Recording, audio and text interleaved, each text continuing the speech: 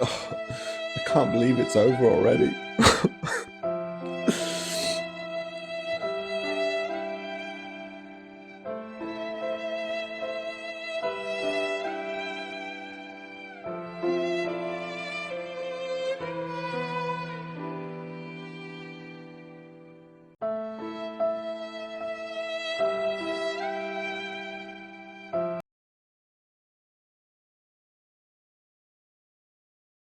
Sup guys, this video is going to be on how to PCT and which type of PCT you'll need depending on the type of cycle that you've done. So just as an example, the PCT you'll need from an 8-week oral only cycle is going to look way different from the PCT needed from a 20-week injectable cycle where you've ran things like tren and nandrolone. So what I'm going to do is add timestamps so that you can jump straight to the type of PCT you'll need depending on which cycle you've done. I've also got a written guide on this topic on my blog linked in the description. So if you find reading that a little bit easier to digest than this video, check it out. PCT fucking sucks, you know, there's no point trying to sugarcoat it. It's rough physically, it's rough mentally because your hormones are crashed and they're trying to recover. It's rough psychologically because every day you're seeing your physique go backwards. It's tough, I'm not going to lie. So make sure you block all the mirrors in your house, get some extra large hoodies that you can hide under because you're going to need them. Actually, maybe go for some medium-sized hoodies because you'll be shrinking by the day. Unfortunately though, unless you're prepared to blast and cruise, a PCT is necessary so that you can recover your HTPA and hormones after a cycle. All right, the PCTs that I'll cover here then are oral only cycles lasting more than 4 weeks, longer cycles of 12 to 20 weeks that include testosterone, masteron, and primo, and longer cycles of 12 to 20 weeks where you're using a testosterone base and a 19-nor derivative like tren or nandrolone. Each of these type of cycles are going to need a slightly different PCT protocol. Okay, first up, oral only cycles longer than 4 weeks. And while I don't necessarily recommend oral only cycles, apart from a very few very specific and niche circumstances, they still remain a very popular and appealing choice for beginners that just want to dip their toes into enhancement. Now, it's likely that a PCT won't be needed if the cycle is capped at 4 weeks because it takes a significant amount of time for the negative feedback loop to trigger and signal to your HTPA to shut down. But really 4 weeks, you know, it's not that much time to build a significant amount of muscle. Really, cycles should be longer than that. But those wanting to run orals for more than 4 weeks run a greater risk of HTPA shutdown and therefore may require a mild PCT just to bring things back to baseline. So compounds that are required are Clomid or enclomiphene and tamoxifen. So the PCT itself should begin when the compounds have fully cleared from your system. And that usually takes about 5 half-lives. So depending on the compound you use, that's going to determine when you should start your PCT. And remember, we all have individual metabolisms, and for one person it might be like 4 half-lives, and for another person it might be like 6. I'm just going to be going off averages here. First up, Anavar, it has about a 10-hour half-life. So you want to be starting your PCT 3 days after your last dose. Anadrol has a 5 to 9 hour half-life, so PCT can begin 2 days after your last dose. Winstrol, 9-hour half-life. You can start 2 days after your last dose with that one. D-bol has a 3 to 6 hour half-life, so you can start that 24 hours after your last dose. And finally, turinabol has a 16-hour half-life. Therefore, the PCT should be started 4 days after your last dose. And Superdrol and Halo testing, I'm not going to cover those because, let's be honest, you've got to be crazy to do an oral only cycle with Superdrol or Halo testing. Now for Anavar, because it's a bit less suppressive than the other orals, the PCT can be a little bit more mild.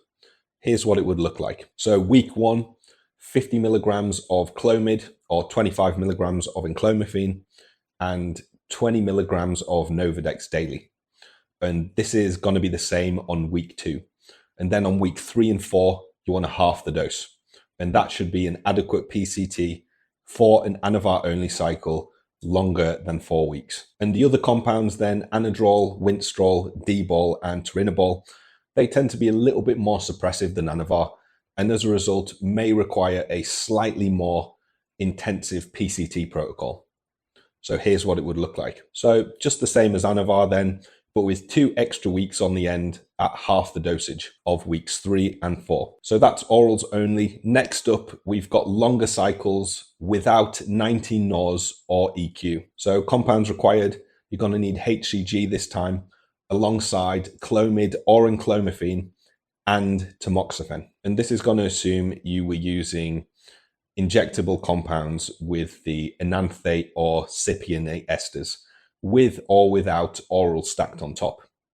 But to be honest, orals are relevant here because they'll be out of your system anyway long before the injectables will. This PCT protocol can be applied to any combination of the following compounds: testosterone enanthate, testosterone cypionate, masteron enanthate, primobolan enanthate, dihydroboldenone, boldenone cypionate, and any additional oral anabolics. So when do you begin the PCT then? It should begin when the compounds have fully metabolized and cleared from the body. And remember, that takes about 5 half-lives.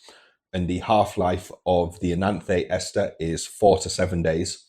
And the half-life of the cypionate ester is 5 to 8 days. So really you're looking at 4 weeks for enanthate and 4.5, 5 weeks for cypionate. So the PCT would look something like this. Starting 4 or 5 weeks after the cycle ends, 4 weeks on HCG, followed by a week off to let the HCG clear, and then starting on the Clomid and the tamoxifen, slowly tapering those down over time. Just to give you an idea of what that actually looks like, this is a 12-week testosterone cycle using the enanthate ester.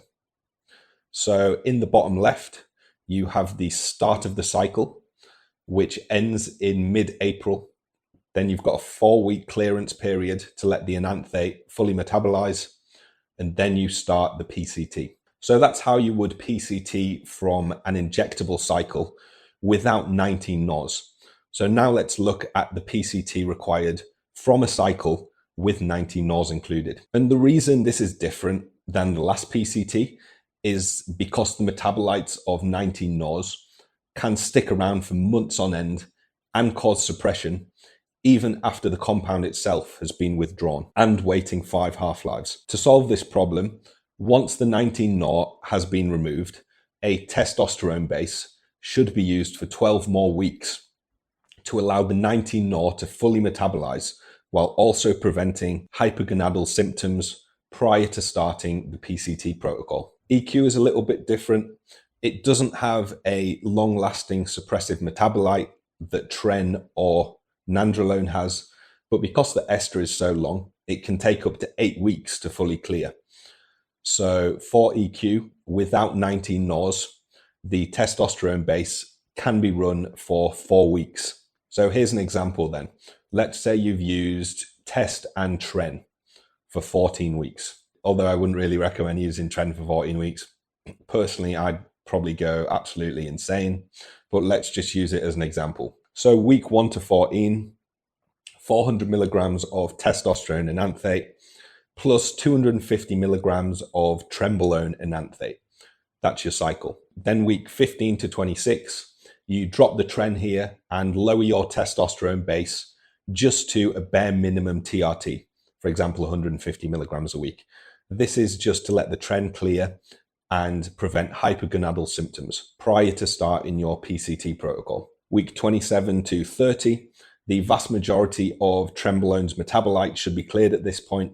So now you want to withdraw the test and let the testosterone fully metabolize. And week 31, this is where your PCT would begin. So here's what that would look like mapped out. You've got the start of the cycle there in the bottom left, which runs for 14 weeks. Then after 14 weeks, we're dropping the 19 NOR, in this case tren, and lowering the testosterone, which is going to run for another 12 weeks while the trenbolone metabolites clear. After the 12 weeks, we're going to clear the testosterone and then start the PCT. Okay, the PCT itself looks exactly the same as the other one did. You've got HCG for the first 4 weeks, then a week off to let the HCG clear, and then you want to start on the Clomid and the tamoxifen, tapering those off over 4 weeks. So that's it, guys. These protocols might seem a little bit cookie cutter, but that's because these are just examples. For your own cycle, I would recommend using these PCT protocols as like a baseline and just making alterations to them. There's also additional supplements you can use to further aid recovery once you wrap up your PCT. And it's recommended that you get off the PCT drugs as quickly as you can, because a lot of guys feel like shit on them and they can be rough health-wise too. So instead of prolonging the PCT drugs, herbal supplements can be used like tribulus, Fidosha, Tonka Ali. These can have a nice additional effect on helping to restore hormone functionality after a PCT. Once your PCT is over, it's a good time to get a blood test and just see if your hormones have bounced back and now sit within a reasonable range. From here, you can take a bit of time off, reflect on your cycle, and think about what you want to do next, whether that's another cycle or whether you just want to call it a day and go back to being a peasant natty. All right, thanks for watching, guys. I hope this helped. Drop a comment for the algorithm, like the video, subscribe for more of this content. Enhancedplayer.com is the blog where I offer sourcing, coaching, and consultations. So if you're interested in that, check it out. Aside from that, see you next time.